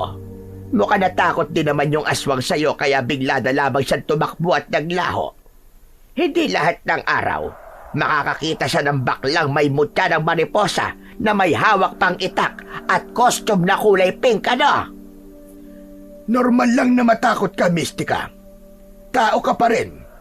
Pero wag mong hahayaan ang takot na maghari sa puso mo. Palagi kang magtiwala sa kapangyarihan ng mutya ng mariposa at sa sarili mong kakayahan. Ngumiti si Mystica nang may halong hiya at pasasalamat. Naramdaman niya ang paglakas ng loob niya mula sa mga salitang binitiwan ng matandang lalaki. Salamat po talaga, Lolo Pedro. Pero sa tingin niyo po ba, ay babalik pa kaya yung tsakang aswang na yon? Malaki ang posibilidad na bumalik siya dahil hindi pa niya nakukuha ang pakay niya. Alam na ng aswang na nandito sa baryo ang bagong tagapangalaga ng mutya ng mariposa. Maghahanap yun ng paraan para makuha ang mutya. Pero ang maganda, hindi niya nakita ang mukha mo, kaya kahit paano ay ligtas pa rin tayong lahat. Hindi niya alam kung sino ang mga mahal mo sa buhay na pwede niyang magamit para madali niyang makuha sa iyo ang mutya ng mariposa. Saglit na natahimik si Mystica habang tinitignan ang mutya sa kanyang kamay. Ngayon niya lang tunay na naramdaman kung gaano kaimportante ang papel na ginagampanan niya bilang tagapangalaga ng bagay na yon. At kahit may takot pa rin sa kanyang puso, ay nangako siya sa kanyang sarili na sa susunod na makakaharap niya ang aswang ay hindi na siya mabibigo at papatayin na niya ito. Kinabukasan, maaliwalas ang umaga, ay nagsimula ng magluto si Mystica ng ulam nila para sa pananghalian. Mag-isa siya sa bahay sapagkat namimili sa bayan sina Lola Petra at Lolo Pedro. Habang hinihimay niya ang mga dahon ng kangkong, ay nakarinig siya ng boses ng lalaki mula sa labas. "Tao po! Tao po!" Napatayo si Mystica at iniwanan na muna niya ang ginagawa. Binuksan niya ang pinto at tila huminto ang pagtibok ng puso niya nang masilaya niya ang isang matangkad na lalaki na makisig at maputi na nakatayo ilang di pa lamang ang layo mula sa kanyang kinatatayuan. Napanganga siya sa labis na paghanga dahil sa kagwapuhan ng lalaking yon. Lumapit ang lalaki kay Mystica at ngumiti ito ng nakakaakit bago nagsalita. "Magandang umaga po. Dito ba nakatira si Mystica?" Ay, ako ang hinahanap mo. Ako ang maalindog at napakarikit na si Mystica. Ano kailangan mo? Nandito ka ba para umakyat ng ligaw sa akin? Naku ha, pasensya na pero hindi ka pwedeng umakyat ng ligaw dahil wala kaming hagdan. Napangiti ang lalaki at bahagyang umiling. Pasensya na pero hindi yun ang pakay ko eh.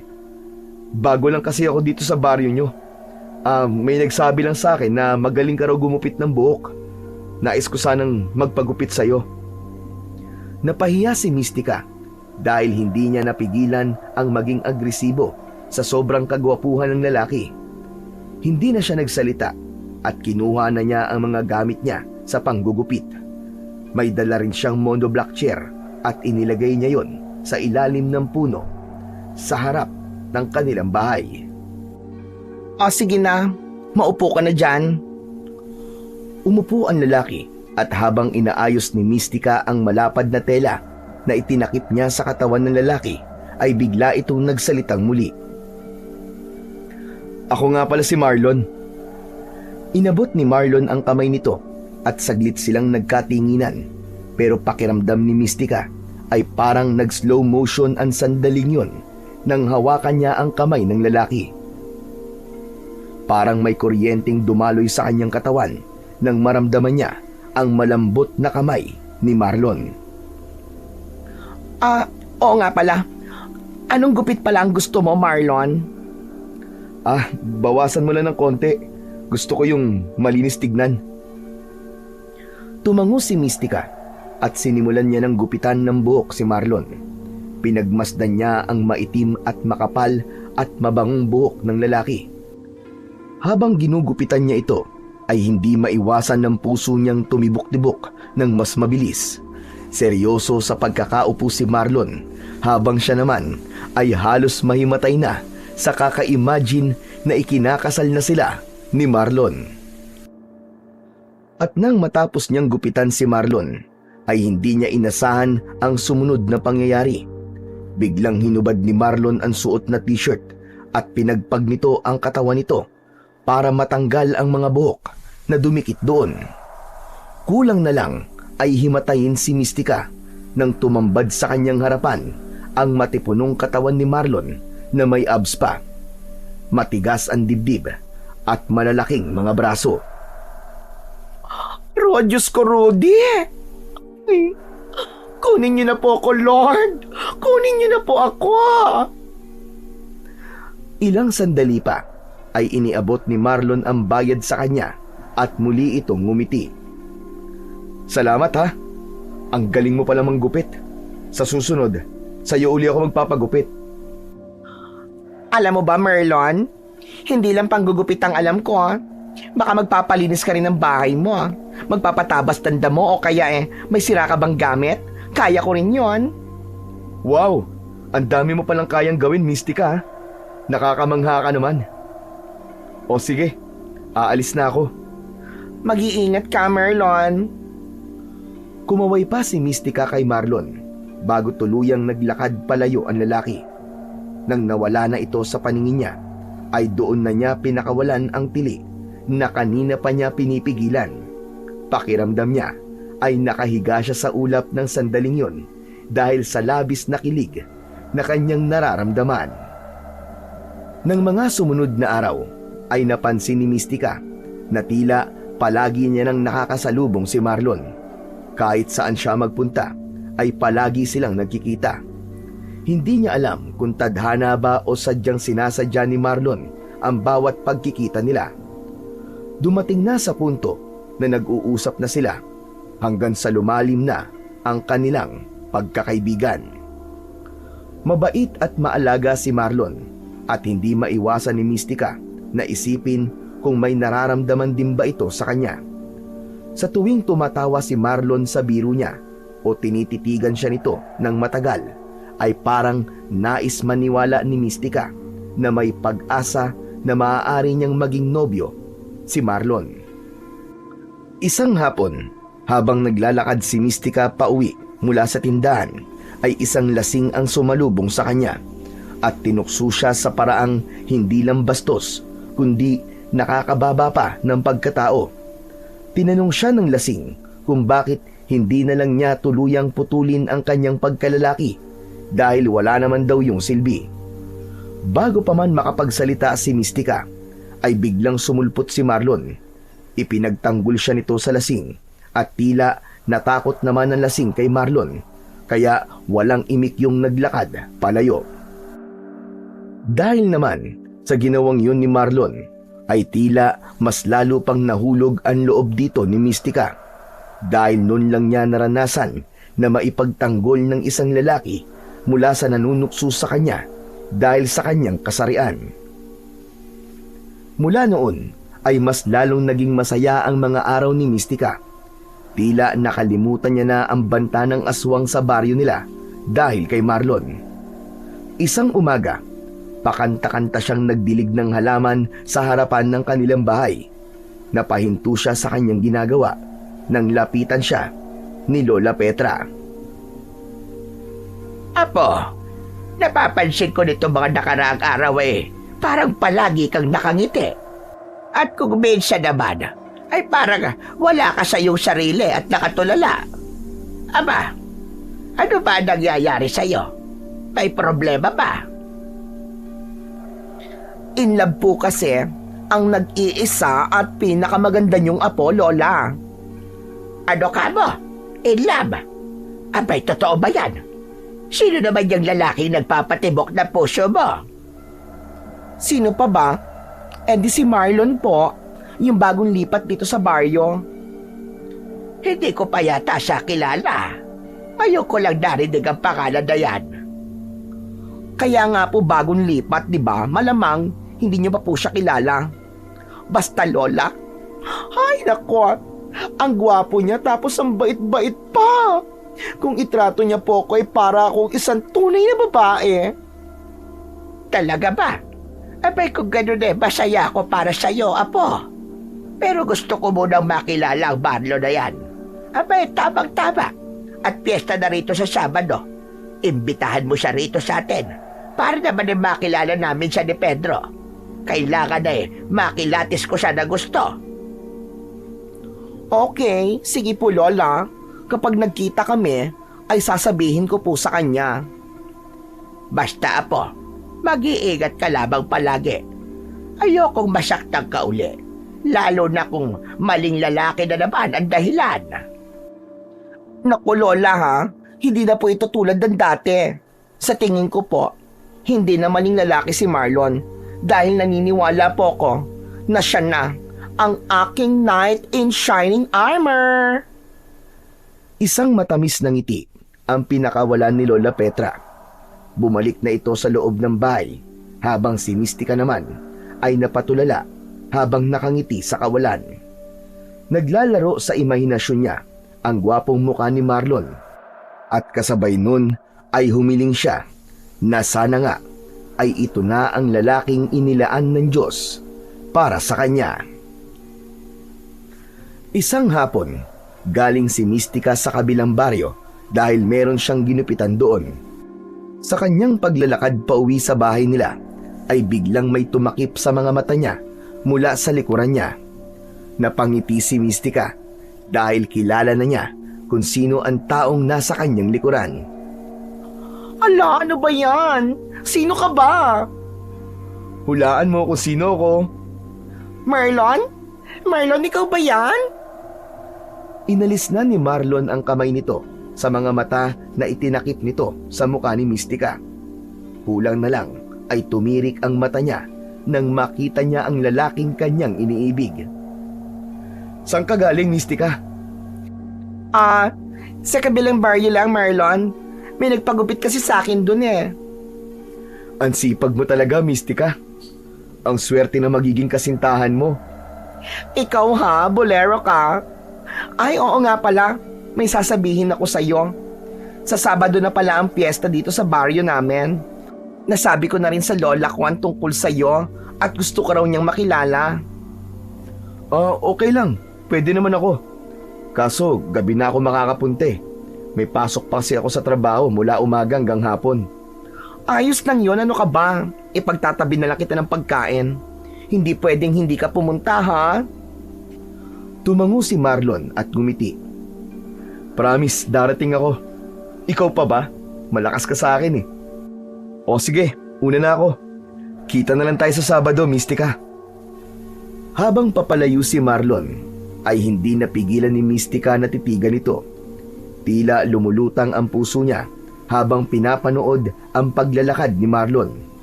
Napakasaya niya sapagkat muli niyang naramdaman ang umibig at humiling siya na sana sa pagkakataon na yon ay hindi na siya mabigo. Mabilis na lumipas ang mga araw hanggang sa dumating na ang araw ng piyesta sa baryo ni na Mystica. Maaga pa lang ay gising na sila ng kanyang lola para makapagluto agad sila ng ihahanda nilang pagkain. May ilang bisita na dumating na karamihan ay mga kakilala at kaibigan ni Lola Petra sa ibang lugar. Habang si Mystica ay hindi mapakali dahil isang tao lang ang hinihintay niyang dumating. Walang iba kundi si Marlon. Hindi na siya makapaghintay na makilala ito ng lola niya at maging ni Lolo Pedro. Pagsapit ng gabi ay lalong naging aligaga si Mystica. Ilang beses siyang nagpalit ng blouse, humarap sa salamin at naglagay ng pulbo at lipstick sa muka. Habang pinagmamasdan ni Mystica ang sarili sa salamin, ay lumapit si Lola Petra sa kanya. Apo, manonood kami ni Pedro ng singing contest sa plaza ha. Sasama ka ba? Hindi na po, Lola. Hihintayin ko pa po kasi si Marlon eh. Baka dumating na po siya tapos walang tao dito sa bahay. Saka ayoko na rin po maging third wheel sa date nyo ni Lolo Pedro, no? Hoy, ano ba naman niya sinasabi mo? Hindi kami magdi-date, ano? Sino ba yung Marlon na yan, ha? Malalaman nyo rin po, Lolo, pagbalik nyo. Matapos yun, ay umalis na ang dalawang matanda at naiwan na si Mystica sa bahay nila. Huminga siya ng malalim dahil hindi na siya makapaghintay na makita si Marlon. Makalipas ang ilang minuto, simula nang umalis sina Lola Petra at Lolo Pedro, ay nakarinig si Mystica ng pagkatok sa pinto. Agad niya yung binuksan at otomatiko siyang napangiti nang masilayan ang guwapong si Marlon. Ay, Marlon, ikaw na pala yan. Buti't dumating ka na. Kakaalis lang nila Lola eh. Sayang at hindi mo sila inabutan. Pero babalik din naman sila mamaya. Ngiti lang ang isinagot ni Marlon. Pinapasok na ito ni Mystica at pinaupo niya na ito sa sala. Diyan ka lang, Marlon, ha? Ikukuha lang kita ng pagkain. Dumiretso si Mystica sa kusina at kumuha siya ng isang malaking plato. Nilagyan niya yon ng konting kanin, lumpia, pansit at minudo. Habang abala siya sa paglalagay ng pagkain sa plato, ay bigla siyang nakaramdam ng malamig na hangin na dumaan sa batok niya. Napahinto siya sa ginagawa dahil bigla siyang kinabahan sa dahilan na hindi niya alam. Inilapag muna ni Mystica ang plato sa lamesa at bumalik siya sa sala. Ngunit pagdating niya roon ay wala na si Marlon. Napakunot ang noo niya. Inikot niya ang tingin sa paligid. Marlon? Marlon? Where are you? Marlon?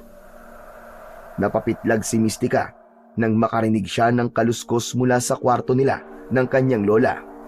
Nang buksan niya ang pinto ng kwarto, ay laking gulat niya nang makita niya si Marlon na nakatalikod at naghahalughog sa drawer sa tabi ng papag. Marlon? Anong ginagawa mo rito? Bigla itong humarap at puno ng galit ang mga mata nito. Nagulat si Mystica nang bigla siya nitong sinakal sa leeg. Nasaan ang mutya ng mariposa? Ilabas mo! Nasaan ang mutya ng mariposa? Teka lang, Marlon. Paano mo nalaman ang tungkol sa mutya? Alam kong ikaw ang nakalaban ko nung isang gabi. Sinundan kita sa gubat at nakita ko na ikaw ang may suot ng mutya ng mariposa. Kaya sabihin mo kung nasaan ang mutya, kung ayaw mong patayin kita. Nanlaki ang mga mata ni Mystica. Para siyang binuhusan ng malamig na tubig nang mapagtanto niya na si Marlon ang aswang na nakalaban niya.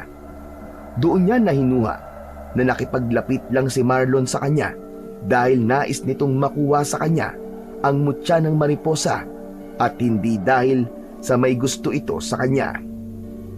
How dare you? Niloko mo lang pala ako. Fake ka, Marlon, fake ka. Sinaktan mo ang damdamin ko. Dinurog-durog mo ang aking puso. Wala akong pakialam sa nararamdaman mo, bakla! Nasaan ang mutya? Malakas na itinulak ni Mystica si Marlon. Natumba si Marlon sa saig habang si Mystica ay mabilis na tumakbo papunta sa altar. Binuksan niya ang drawer sa ilalim ng altar at doon ay kinuha niya ang mutya ng mariposa. Agad niya yung isinuot bilang maskara at naramdaman niya ang pagdaloy ng lakas at kapangyarihan nun sa kanyang buong katawan. Sa kanyang pagharap ay hindi na si Marlon ang nakita niya, kundi ang aswang na nakalaban niya nung isang gabi. Agad na tumakbo si Mystica papasok sa kusina. Nanginginig ang dibdib niya sa kaba, ngunit nananatili siyang matatag. Hinawi niya ang kurtina papasok ng kusina at dumiretso siya sa sulok kung saan nakasabit ang matalim na itak. Agad niya yung kinuha at humarap siya sa aswang na nakasunod sa kanya. Sige, ngayon mo ako subukan. Hindi lang ako basta may itak, kundi bago rin akong pedicure at manicure. Hindi mo gugustuhin makalaban ng baklang kagaya ko. Sige, Marlon, subukan mo ako. Isuko mo na ang mutya, Mystica. Dahil kung hindi, ay mabibilang ka lang sa mga napatay ko. Tigilan mo ako. Kahit guwapo ka pa kapag nasa anyo kang tao, hindi ko pa rin ibibigay sa iyo ang mutya. Biglang sumugod ang aswang kay Mystica. Napaatras siya at nang nakita niya nakakalmutin siya ng aswang, ay mabilis siyang yumuko. Agad niyang tinaga ang kamay ng aswang gamit ang kanyang matalas na itak. Kasunod nun ay sinaksak niya ito sa tagiliran na naging dahilan para mapaatras ito palayo sa kanya. Sumugod muli ang aswang at sinunggaban siya nito. Nabitiwan niya ang itak at napahiga sila sa saig. Nagpagulong-gulong sila sa pagitan ng mesa at bangko habang pilit siyang sinasakal ng aswang. Habang nakahiga ay nakita ni Mystica ang kawali na nasa saig. Pilit niya yung inabot at nang mahawakan niya yon ay buong lakas niya yung inihampas sa muka ng aswang. Tumayo kagad si Mystica at dinampot niya agad ang itak. Hinarap niya ang aswang at bigla itong tumalon papunta sa kanya. Inihanda ni Mystica ang kanyang sarili at walang ibang nasa isip niya kundi ang tapusin na ang laban na yon, na siya ang mananalo. Iniwasan ni Mystica ang aswang. Nang lumapag ito sa saig, ay lumuhod siya at tinaga niya ng buong lakas ang tuhod ng aswang. Nang mapaluhod ito, ay agad niyang isinaksak ang itak sa leeg nito at lumagpas ang dulo ng itak sa batok ng aswang. Nanlaki ang mga mata ng aswang at sa paghugot ni Mistika ng itak ay bumagsak ang aswang sa sahig habang nakadilat ang mga mata. Kala mo ha? Kalabanin mo na ang lahat. Huwag lang ang baklang pinaasa ng isang gwapong lalaki na isa palang aswang. Tse! Tsura mo! Itinaas ni Mistika ang isa niyang kilay at pinaikot sa kanyang kamay ang itak. Masakit man na nilinlang siya ni Marlon, ay mas lamang pa rin ang kasiyahan niya dahil nagtagumpay siya sa laban niya sa aswang. Hindi nagtagal ay bumalik na sina Lola Petra at Lolo Pedro. Nagulantang ang dalawa nang makita ang walang buhay na aswang na nasa kusina nila. Diyos ko po, Mistika, ano nangyari rito? Bakit may patay na aswang dito sa kusina? Lola Petra, si Marlon po yan. Yung lalaking ipapakilala ko sana sa inyo. Pambihira na yan. Naloko na naman ako. Siya pala yung aswang na sinasabi ni Lolo Pedro na gustong kunin yung mutya ng mariposa. Nagpanggap lang siya na may gusto siya sa akin para makuha niya po ang mutya. Pero malas lang niya kasi hindi siya umubra sa ganda at powers ko. Yan na nga ba sinasabi ko eh. Pero mabuti na lamang at napatay mo siya. Well, salamat sa mutya ng mariposa kasi hindi siya talaga nakaporma sa akin, no? Hindi talaga ako nagkamali na ikaw ang pinili ko, Mistika. Sa ginawa mo ay mas lalo mo lang pinatunayan na ikaw talaga ang karapat-dapat na mangalaga sa mutya ng mariposa. Nginitian ni Mistika si Lolo Pedro. Muli niyang tinignan ang walang buhay na katawan ng aswang at hindi niya maintindihan kung bakit wala siyang lungkot na nararamdaman kahit alam niya na ang aswang na yun ay ang lalaking nagparamdam sa kanya ng kilig sa loob ng ilang araw. Makalipas ang ilang araw ay nakamove on na kagad si Mistika kay Marlon. Napagtanto niyang hindi naman talaga niya minahal si Marlon at nabulag lang siya sa pansamantalang atensyon at kilig na ibinigay nito sa kanya. Habang ang mutya ng mariposa ay itinago muna niya, pero palagi siyang handa kung sakaling kailanganin niya yung muli.